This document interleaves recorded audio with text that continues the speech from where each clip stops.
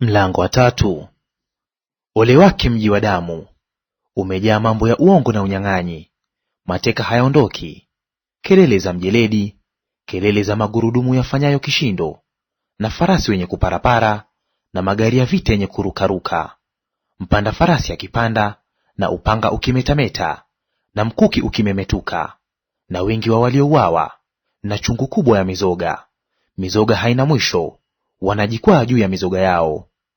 Kwa sababu ya wingi wa ukahaba wa yule kahaba mzuri, yule bibi wa mambo ya uchawi, auzaye mataifa kwa ukahaba wake, na jamaa za watu kwa uchawi wake.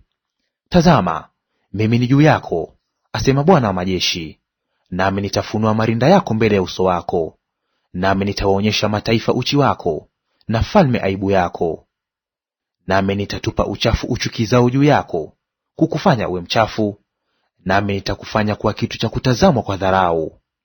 Hata itakuwa wote wakutazamao watakukimbia, wakisema, Ninawi umeharibika.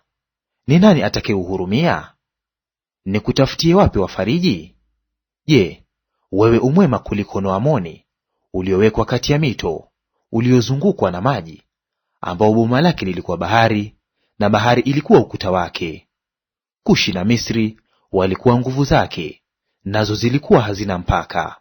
Putu na Walibia walikuwa wasaidizi wake.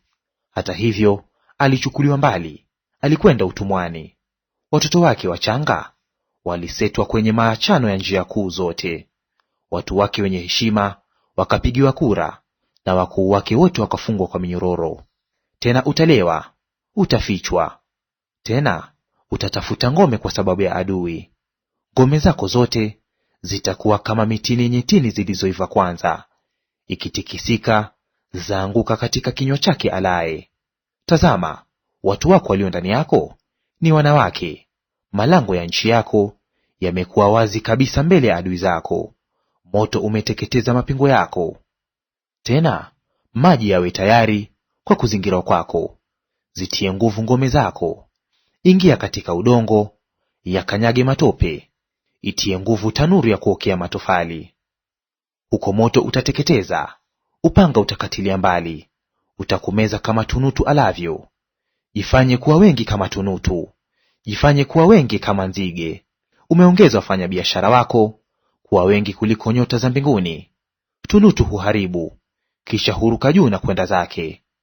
Watu wako waliotiwa taji ni kama nzige, na majemedari wako ni kama makundi ya mapanzi. Watu wao katika vitalu siku ya baridi, lakini jua lipandapo huruka juu na kwenda zao, na mahali pao walipo hapajulikani. Wachungaji wako wanalala usingizi, mfalme wa Ashuru.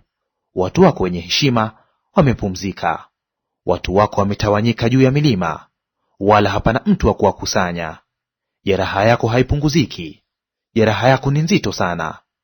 Wote wasikiao habari zako wapiga makofi juu yako. Kwa maana ni nani ambaye uovu wake haukupita juu yake daima?